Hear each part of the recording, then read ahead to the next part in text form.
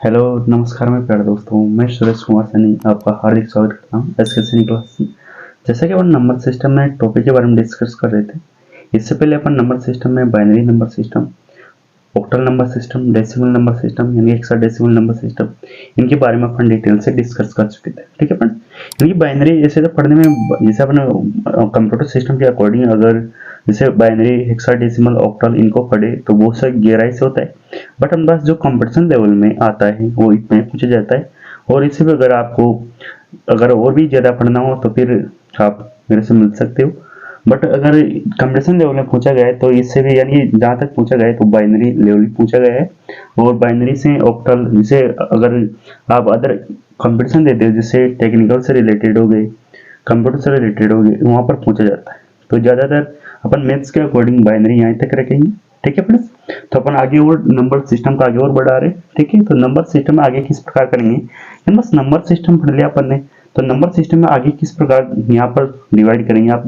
अब देखो number system में हम डेसिमल से यहाँ से स्टार्ट करेंगे। तो डेसिमल में अपन यहाँ पर मैंने लिया नंबर सिस्टम में डेसिमल। ठीक है, तो यहाँ पर मैं नंबर किस प्रकार डिफाइन करूँ यहाँ पर कि हम बस जैसे पहले यहाँ पर करेंगे अपन काल्पनिक संख्या, यानी काल्पनिक संख्या कौन सी होती है। ठीक है, यानी इमेजिनरी नंबर।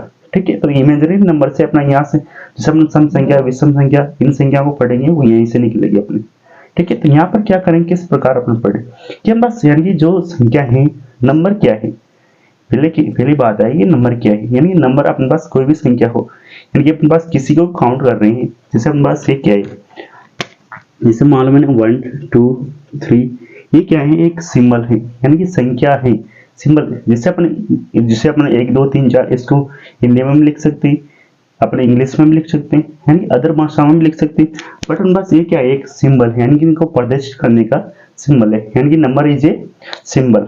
ठीक है, यानी नंबर एक क्या है, प्रतीक है। यानी किसी भी संख्या को जैसे अपना किसी भी संख्या को अपन काउंट करते हैं तो उसको ऐसा थोड़ी उस पर नंबर ऐड होता है अपना। ठीक है, तो उसे क्या करते हैं अपन, यानी सिंबल के रूप में, ऐसा नहीं कि अपना कहीं पे प्राप्त हुए या किसी ने दे दिए या कभी जाप मंत्र से अपन को प्राप्त हुए। ठीक है, तो अपना से नंबर इस प्रकार है। ठीक है, अब देखो नंबर किस प्रकार यहाँ पर देखेंगे अपन, यहाँ पर जैसे अपन लेते हैं नंबर, जैसे नंबर क्या हो गया अपने पास, जैसे इमेजिनरी नंबर, इमेजिनरी नंबर। ठीक है, यानी काल्पनिक संख्या, काल्पनिक संख्या। अब देखो काल्पनिक संख्या कौन सी होती है, पहले देखेंगे हम उस काल्पनिक संख्या को। जैसे मान लो मैं लिख रहा हूं यहाँ पर x प्लस लिख दिया मैंने, आयोटा y लिख दिया। ठीक है, क्या लिख दिया, x प्लस आयोटा y लिख दिया, यानी कि ये क्या है, आयोटा, यानी कि आयोटा बराबर, जैसे मान लो अपने आयोटा बराबर लिख दिए √-1 लिख दिया। ठीक है, तो इससे किसे रिप्रेजेंट करते हैं, आयोटा। ठीक है, ये आयोटा होता है, जैसे अपन 12th में पढ़ते हैं, अपन 11 12th में। ठीक है, अब देखो अपना ये तो क्या है, एक वास्तविक संख्या यानी कि रियल नंबर है, रियल नंबर, रियल नंबर है। ठीक है, और ये क्या है अपने पास, काल्पनिक संख्या यानी कि इमेजिनरी नंबर है। कौन सी संख्या ये, इमेजिनरी नंबर। ठीक है ना, इमेजिनरी संख्या। अब देखो बस काल्पनिक संख्या और इमेजिनरी संख्या, बस काल्पनिक संख्या को तो अपन यहाँ पर नहीं पढ़ेंगे। ठीक है, जैसे अपने पास वहां पर काल्पनिक, जैसे अपनी कोई भी ग्राफ बनाते हैं तो वहां पर भी काल्पनिक अक्ष खींचते हैं। ठीक है, उसी प्रकार पास कौन सी संख्या के बारे में डिस्कस करेंगे यहाँ पर, वास्तविक संख्या यानी कि रियल संख्या। ठीक है, जैसे मैं मान लेता हूँ यहाँ पर रियल संख्या, जैसे मान लिया अपन यहाँ पर ये रियल नंबर। ठीक है, जैसे मैंने यहाँ पर लिख दिया -5 लिख दिया, 0.5 लिख दिया, 5 लिख दिया। ठीक है, और भी लिख लो अपना √5 लिख दिया। ठीक है, 3/5 लिख दिया, फिर मैंने लिख दिया 22/7 लिख दिया, पाई लिख दिया, e लिख दिया। इनके पास ये क्या है, एक रियल नंबर है। अब देखो रियल नंबर है तो बस रियल नंबर तो यहाँ पर इस प्रकार के, बट ये कौन से काल्पनिक संख्या है।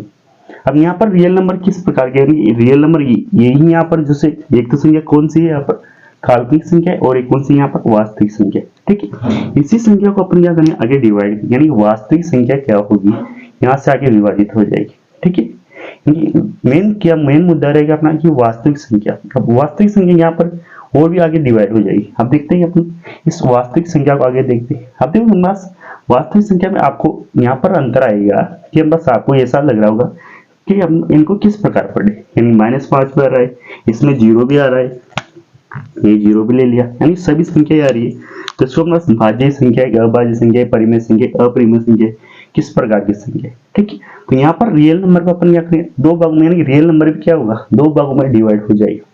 ठीक है, अब देखो कौन कौन सा भाग होगा यहाँ पर। तो यहाँ पर देखते हैं अपन रियल नंबर को आगे डिफाइन करते हैं अपन। तो रियल नंबर को अपन आगे देखते हैं।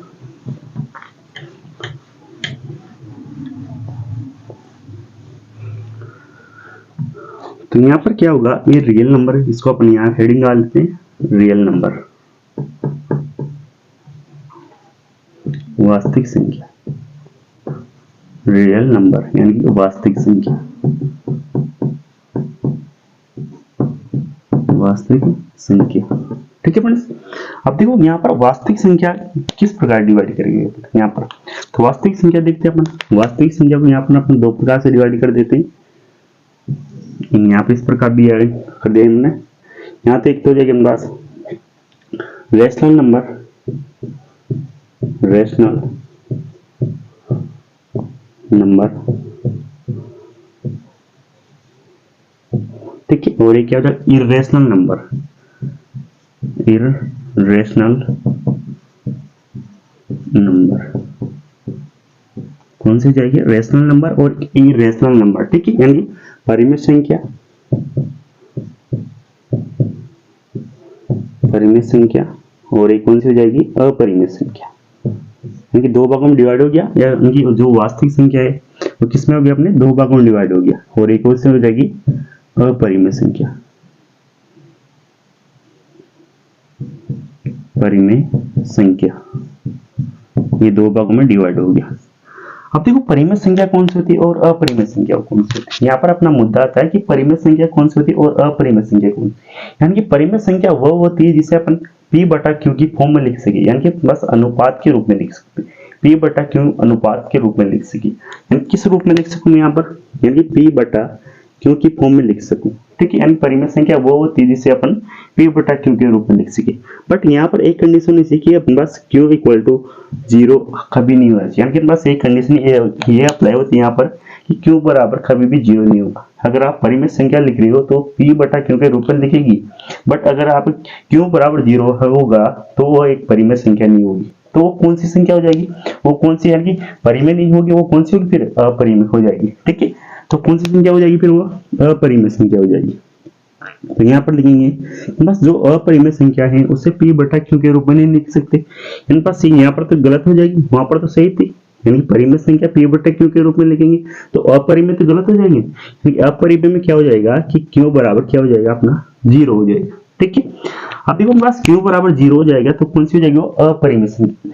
अब देखो परिमेय संख्या में कौन सा एग्जाम्पल आता है और अपरिमेय संख्या में कौन कौन सी संख्या आती है, तो अपन देखते हैं, उनको लिख लेते हैं। ठीक है, तो यहाँ पर परिमेय संख्या और अपरिमेय संख्या में कौन कौन सी संख्या आ जाएगी, तो अपना परिमेय संख्या और अपरिमेय संख्या के बारे में देखते हैं। तो यहाँ पर परिमेय संख्या और अपरिमेय संख्या मैंने यहाँ पर एग्जाम्पल ऐड किए हैं। यहाँ पर तो एग्जाम्पल क्या ले लिया अपने यहाँ पर। ठीक है, यानी कि परिमेय संख्या देख लिया था अपने कि P बटा Q के फॉर्म में लिख सकते हैं, और Q equal to not equal to 0 होता है, यानी कि हम बस Q बराबर कभी भी 0 नहीं होगा। अब देखो परिमेय संख्या, यहाँ पर मैंने कुछ संख्या एग्जांपल लिया, जैसे मैं परिमेय संख्या को मैंने यहाँ पर 2/5 के रूप में लिखा। ठीक है, फिर यहाँ पर मैंने 6/7 के रूप में, 7/11 के रूप में, फिर मैंने यहाँ पर लिखा -2/5 के रूप में, फिर 2 लिखा, -2 लिखा, 0 भी लिखा, और यहाँ पर 12 को भी लिखा मैंने, यहाँ पर 12 को भी लिखा। ठीक है, फिर बस यानी कि जो परिमेय संख्या है तो कौन कौन से यहाँ पर एग्जांपल, यानी किस प्रकार की संख्या मिल जाए आपको, तो वो आपको पहचाने। ये आपसे एग्जांपल यानी क्वेश्चन दे दिए कि परिमेय संख्या और अपरिमेय संख्या को पहचानो। ठीक है, तो वहां पर किस प्रकार की संख्या मिल सकती है आपको। ठीक है, यानी कि बस इस प्रकार की संख्या मिल जाए, यानी कि आप यार अनुपात में मिल जाए। ठीक है, यानी कि अनुपात हो।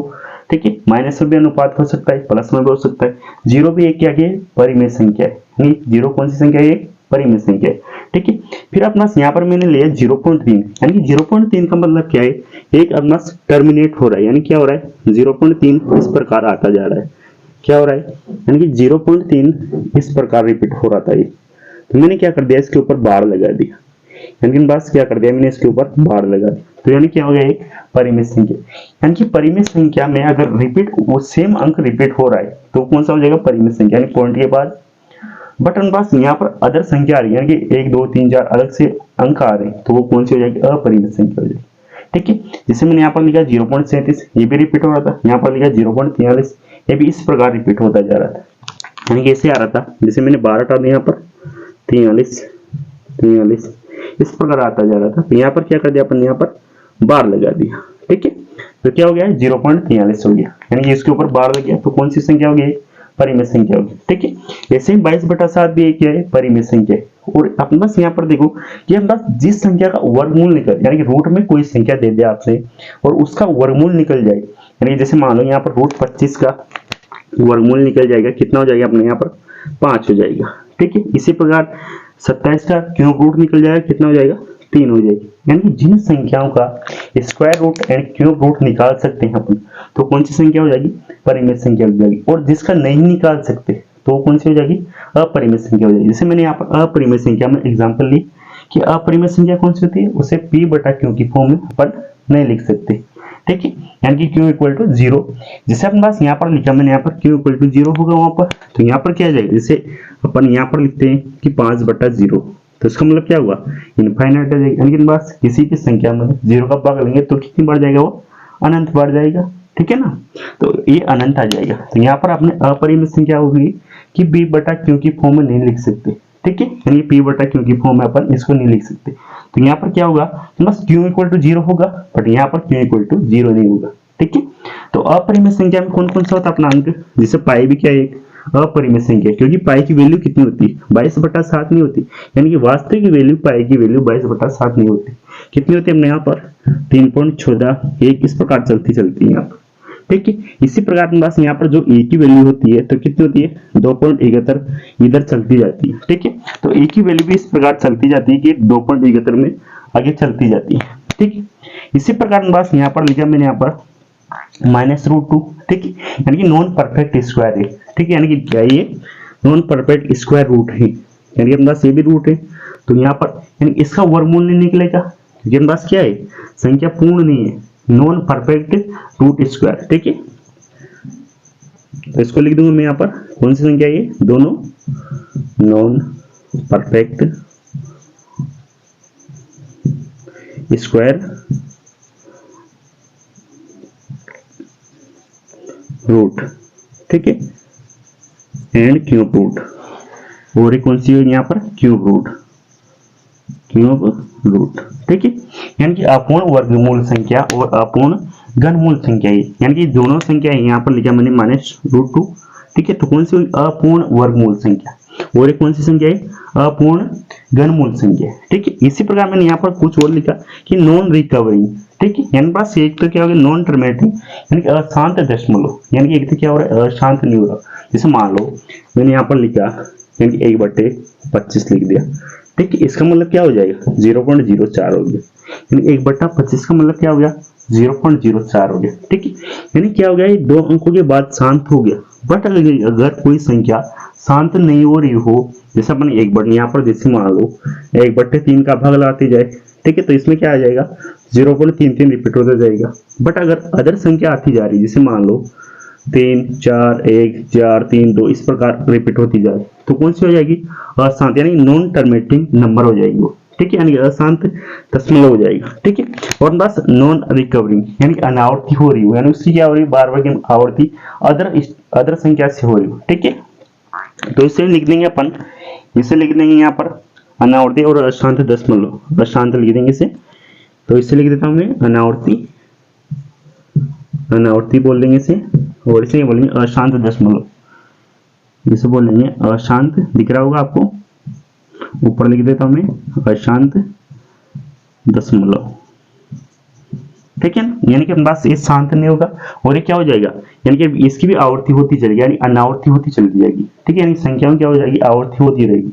ठीक है, यानी कि जैसे मान लो मेन संख्या, जैसे यहाँ पर लिखा आपने 0.3, तो इसकी सेम संख्या की आवर्ती हो रही, बट यहाँ पर बहुत सारी संख्या के बाद में आवर्ती स्टार्ट होगी। ठीक है, तो अनावर्ती और अशांत दशमलव, यानी कि अनावर्ती आवर्ती नहीं होनी चाहिए। ठीक है, यानी जैसे मान लो 0.33 आता जा रहा है, तो इसकी क्या हो रही है, आवर्ती हो रही, बट अनावर्ती, यानी कि अलग संख्या आ रही है। जैसे मान लो यहाँ पर 0.3 4 1 2 7 8 9 ऐसे आ रहे हैं, तो फिर कौन सी हो जाएगी? अनावर्ती, यानी non recovering and non terminating, यानी अशांत दशमलव और अनावर्ती संख्या। ठीक है, तो कौन सी हो जाएगी? अपरिमेय संख्या हो जाएगी। ठीक है, अब देखो यहाँ पर जो परिमेय संख्या और अपरिमेय संख्या यहाँ हो गई डिवाइड, बट आप देखो यहाँ पर कोई संख्या बट्टे में भी आ रही है। ठीक है, कोई संख्या किस प्रकार पॉइंट में आ रही है, कोई संख्या जीरो भी, तो परिमेय संख्या भी क्या होगी कि मैं भी क्या हूँ आगे जाके दो भागों में डिवाइड हो जाऊँ, यानी ये भी क्या हो जाती है? दो भागों में डिवाइड हो जाए, यानी परिमेय संख्या भी क्या होगी? आगे जाके अपना विस्तार करेगी। तो अपरिमेय संख्या भी यहाँ पर शांत होगी, यानी कि परिमेय संख्या ने आगे जाके और विस्तार किया। तो देखते हैं उसने किस प्रकार विस्तार किया, तो उसको भी देखते हैं अपन। तो ये तो आपको परिमेय संख्या और अपरिमेय संख्या का टॉपिक समझ में आ गया होगा। ठीक है फ्रेंड्स, अब देखते हैं परिमेय संख्या को और आगे भी डिफाइन करते हैं अपन। तो देखते हैं अपन परिमेय संख्या को आगे।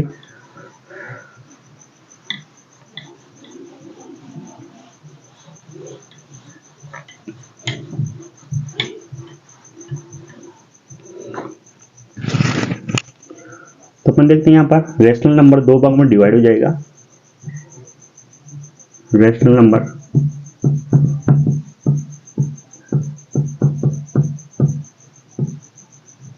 यानी परिमेय संख्या,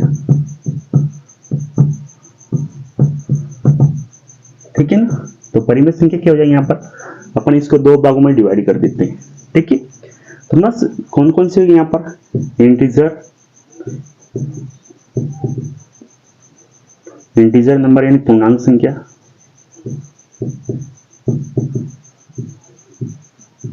इंटीजर्स नंबर,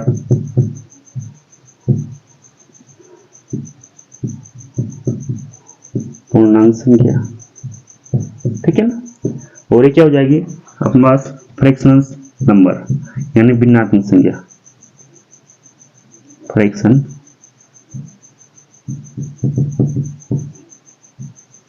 नंबर। ठीक है ना, भिन्न संख्या या भिन्नात्मक लिख दो, कोई फर्क नहीं पड़ेगा। ठीक है ना, अब देखो बस जो संख्या भिन्न के रूप में आ रही थी तो क्या हो जाएगी? भिन्न हो जाएगी, फ्रैक्शन। ठीक है, और जो संख्या किसके रूप में आ रही थी? जो संख्या संख्या के रूप में आ रही थी, जैसे मान लो संख्या के रूप में क्या माने अपन कि एक तो किस रूप में आ रही थी? एक तो पॉजिटिव रूप में आ रही थी। किस रूप में आ रही थी? एक तो अपन पॉजिटिव में आ रही थी, एक जीरो आ रही थी, और एक क्या आ रही थी? नेगेटिव आ रही थी। ठीक है, यानी कि नेगेटिव इंटीजर, पॉजिटिव इंटीजर और जीरो भी क्या है? एक इंटीजर है। ठीक है, तो बस यहाँ पर पॉजिटिव इंटीजर कौन सा होता है? बस पॉजिटिव इंटीजर में जो भी संख्या पॉजिटिव थी यानी कि धनात्मक संख्या थी, कौन सी? जैसे 1 2 3 4, तो बस पॉजिटिव इंटीजर क्या जाएगी? जैसे 1 2 3 इस प्रकार से चलती चले, तो कौन सी संख्या हो जाएगी? वो पॉजिटिव इंटीजर हो जाएगी, यानी पॉजिटिव पूर्णांक संख्या हो जाएगी। अब यहाँ पर पूछ ले आपसे नेगेटिव संख्या कौन सी होगी? फिर नेगेटिव कौन सी होगी? जिनके आगे माइनस लग जाए, जैसे -1 -2 -3 -4 -5 इस प्रकार चले इनफाइनाइट तक जा रही है, तो कौन सी जाएगी? नेगेटिव इंटीजर हो जाएगी। ठीक है, फिर मस्त जीरो भी क्या हो जाएगी? जीरो आगे अभी इसको आगे क्या करेंगे अपन? यहाँ पर जैसे अपन होल नंबर बोलेंगे तो यहाँ पर पॉजिटिव और जीरो को ले लेंगे, तो वहां पर क्या बन जाएगा? अपना होल नंबर हो जाएगा। ठीक है, तो अपन इसको इस प्रकार रखते हैं कि बस जो इंटीजर संख्या भी क्या होगी? तीन भागों में डिवाइड होगी, पॉजिटिव, जीरो और नेगेटिव। ठीक है, अब देखो यहाँ पर जो फ्रैक्शन संख्या थी, फ्रैक्शन संख्या कौन सी थी? जो भिन्न के रूप में लिखी हुई थी। जैसे मान लो यहाँ पर लिखा अपने 22/7, ठीक है, 5/4 -3/2, ये कौन सी थी? अपनी फ्रैक्शनल संख्या। ठीक है, तो ये तो फ्रैक्शनल संख्या थी, और ये कौन सी थी? पूर्णांक संख्या। देखो पूर्णांक संख्या भी क्या करते हैं? आगे जाके और विस्तार करती है। पूर्णांक संख्या से क्या होगा? आगे जाके विस्तार हो जाएगा। ठीक है, तो अपना क्या यहाँ तो क्या हो गया? बस परिमेय संख्या क्या होगी? दो भागों में डिवाइड होगी यहाँ पर पूर्णांक संख्या, और एक कौन सी होगी? भिन्न संख्या। ठीक है, तो भिन्न संख्या का अपना टॉपिक अदर से रहेगा। ठीक है, जो भिन्न अपन पढ़ेंगे, भिन्न बहुत सारी प्रकार की होती है, तो वहां पर उनको अलग से डिटेल से पढ़ेंगे। बट हम बस यहाँ पर कौन सी संख्या पढ़ेंगे अपन? यानी पूर्णांक संख्या को आगे पढ़ेंगे अपन। ठीक है, तो देखते हैं अपन पूर्णांक संख्या को आगे, यानी पूर्णांक संख्या भी क्या करते हैं? अपना आगे डिवाइडेशन करेंगे। ठीक है, तो देखते हैं अपन इसको भी कि सभी आगे जाके क्या कर रही है? 2 या 3 भागों में डिवाइड हो रही है, तो ये पूर्णांक संख्या भी क्या हो जाएगी? आगे जाके डिवाइड हो जाएगी। ठीक है, तो इसको देखते हैं अपना पूर्णांक संख्या को, इंटीजर। ठीक है ना, इंटीजर्स नंबर, पूर्णांक संख्या। अब देखो पूर्णांक संख्या कौन कौन सी ली थी अपने? नेगेटिव, पॉजिटिव और जीरो। ठीक है, तो यहाँ लेते हैं अपन नेगेटिव ले लेते हैं इधर, ठीक है, इधर ले लेते हैं अपन 0 ले लेते हैं और इधर ले लेते हैं अपन पॉजिटिव, ठीक है, पॉजिटिव इंटीजर, ठीक है। अब देखो बस पॉजिटिव में कौन कौन सी ली थी, नेगेटिव में कौन कौन सी ली थी। नेगेटिव में जो माइनस से स्टार्ट हो रही थी यानी नेगेटिव इंटीजर हो जाएगा, इस प्रकार जा रही थी। और अपने पास पॉजिटिव कौन सी होगी, जैसे मान लो +1, ऐसे लिख देते हैं 1 2 3 4 5 6, तो बस इस प्रकार चल रही है। तो इस संख्या को जो पॉजिटिव इंटीजर होगा इसी को अपन क्या बोलते हैं, प्राकृत संख्या बोलते हैं। क्योंकि जो पॉजिटिव इंटीजर संख्या होती है उसी क्या बोलते हैं अपन, प्राकृत संख्या बोलते हैं, ठीक है। और नेगेटिव इंटीजर क्या हो जाएगा, वो नेगेटिव हो जाएगा यानी ऋणात्मक पूर्ण संख्या। और जो धनात्मक पूर्ण संख्या होगी वो कौन सी होगी बस, यानी प्राकृत संख्या हो जाएगी, ठीक है। तो इसी को क्या बोलते हैं अपन, नेचुरल नंबर बोलते हैं, नेचुरल नंबर बोलते हैं, यानी क्या बोलते हैं, प्राकृत संख्या बोलते हैं, प्राकृत संख्या बोलते हैं, ठीक है। अब देखो पॉजिटिव इंटीजर और 0 को मैं ऐड कर दूं यहाँ पर, जैसे मान लो पॉजिटिव इंटीजर और दोनों मिलकर क्या बनाते हैं, यानी होल नंबर मान, यानी पूर्ण संख्या का निर्माण करते हैं, ठीक है। तो पूर्ण संख्या कहां से स्टार्ट होती है, ये आप देखिए कि पूर्ण संख्या कहां से स्टार्ट होती है, पूर्ण संख्या 0 से स्टार्ट होती है, ठीक है। तो यहाँ पर क्या किया मैंने, यहाँ पर 0 और प्लस को क्या किया, ऐड कर दिया। तो यहाँ पर क्या होगा कि 0 से स्टार्ट होगी संख्या, 0 1 2 3 4 इस प्रकार चलती जाएगी आगे, यानी जैसे जा रही थी। तो इसको क्या बोलेंगे अपन, होल नंबर, क्या बोलेंगे इसको, होल नंबर, यानी कि पूर्ण संख्या बोलेंगे इसको, क्या बोलेंगे इसको, पूर्ण संख्या। तो आपसे पूछ लेना कि पूर्ण संख्या कहां से स्टार्ट होती है, तो पूर्ण संख्या कहां से स्टार्ट होती है, 0 से। आपसे पूछ ले प्राकृत संख्या कहां से स्टार्ट होती है, प्राकृत संख्या कहां से स्टार्ट होती है, 1 से, ठीक है। आपसे पूछ ले नेगेटिव प्राकृत यानी ऋणात्मक इंटीजर यानी पूर्णांक संख्या, तो पूर्णांक संख्या कौन कौन सी होगी, आपका नेगेटिव हो गया, पॉजिटिव 0 हो जाएगा और पॉजिटिव हो जाएगा। तो यहाँ पर क्या हो जाएगी, यानी ये तो कौन सी हो जाएगी, पूर्णांक संख्या। जबकि आपकी प्राकृत संख्या पूछ ले तो कहां से स्टार्ट होती है, 1 से स्टार्ट होती है। अब देखो यहाँ पर प्राकृत संख्या आगे जाके डिवाइड हो जाएगी, जो यहाँ से ही स्टार्ट होगी। कि जो प्राकृत संख्या जिसे पढ़ते हैं अपन, सम संख्या, विषम संख्या, भाज्य संख्या, अभाज्य संख्या और भी संख्या बहुत सारी होती है। तो कौन सी होगी वहां पर, ये प्राकृत संख्या आगे जाके क्या होती है, डिवाइड होती है, ठीक है। तो यहाँ पर क्या हो गया कि जो 0 से स्टार्ट होती है वो तो कौन सी हो जाएगी, पूर्णांक संख्या यानी पूर्ण संख्या हो जाएगी, ठीक है। तो यहाँ तक तो आपको समझ में आ गया होगा। अब देखो जो प्राकृत संख्या आगे जाके किस प्रकार विभाजित होती है, ये प्राकृत संख्या आगे जाके डिवाइड होती है, जिसे अपन सम संख्या बोलेंगे। इसी को आगे इसकी के भाग होगी विषम संख्या होगी, इसी का भाग होगा भाज्य संख्या होगी, इसका भाग होगा अभाज्य संख्या होगी, और भी बहुत सारी संख्या होती है जिसे उसको भी देखते हैं अपन। तो बस यहाँ पर जो प्राकृत संख्या होगी आगे डिवाइड होती है, तो प्राकृत संख्या को अपन आगे डिवाइड करते हैं।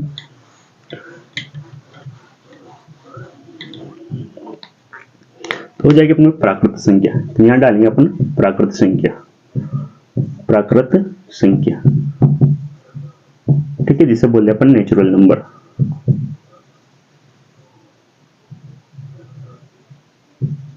नेचुरल नंबर बोलते हैं, ठीक है। अब प्राकृत संख्या कौन सी होगी, जैसे मान लो अपने इवन नंबर यानी सम संख्या, इवन नंबर, जैसे मैं यहाँ पर इसको लिख देता हूं इवन नंबर, ठीक है, यानी सम संख्या,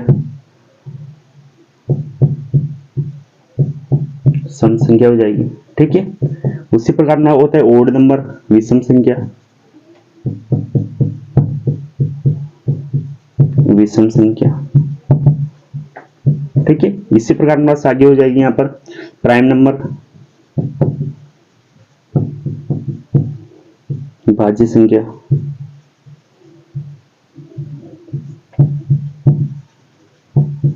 ठीक है। इसी प्रकार में हो जाएगी कंपोजिट नंबर, कंपोजिट नंबर जिसे बोलेंगे अपना अभाज्य संख्या, अभाज्य संख्या, ठीक है ना। तो अपने जो कंपटीशन लेवल पर आता है इतना ही आता है, ठीक है। तो अपन इतना ही रखेंगे, ऐसे तो बहुत सारी होती है।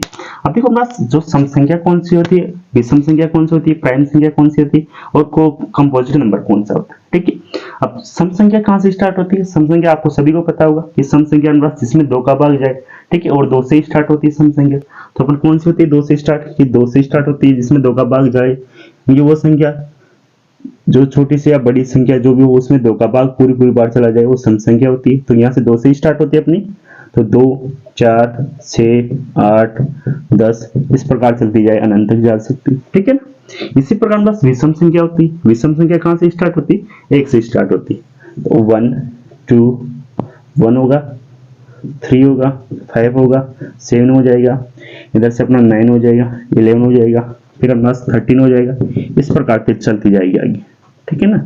तो कौन सी हो जाएगी? वो विषम संख्या हो जाएगी। अब एक बस प्राइम नंबर यानी भाज्य संख्या, भाज्य संख्या कहाँ से स्टार्ट होती है? तो भाज्य संख्या कहाँ से स्टार्ट होती है?